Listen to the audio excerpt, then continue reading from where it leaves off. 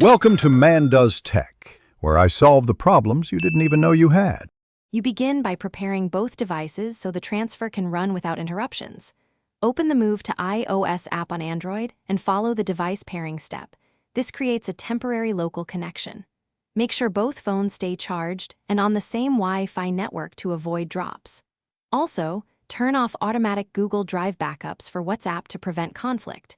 This ensures the export you create is the active dataset. Once paired, you'll export WhatsApp chat data for import on iPhone.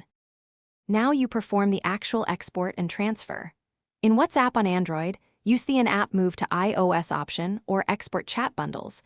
This packages messages and media.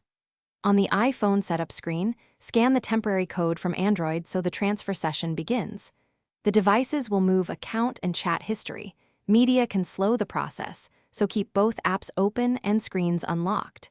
Make sure notifications don't interrupt the flow. Once the transfer finishes, you'll proceed to restore on the iPhone.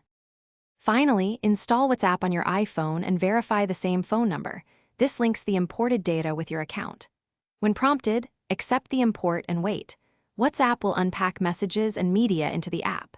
After completion, check key chats and media for completeness and adjust permissions for photos and contacts. If something goes wrong, reboot both phones, confirm sufficient iPhone storage, and stable Wi-Fi. Then repeat the transfer steps. This resolves most glitches quickly and safely. Thanks for watching. If you found this helpful, don't forget to like and subscribe.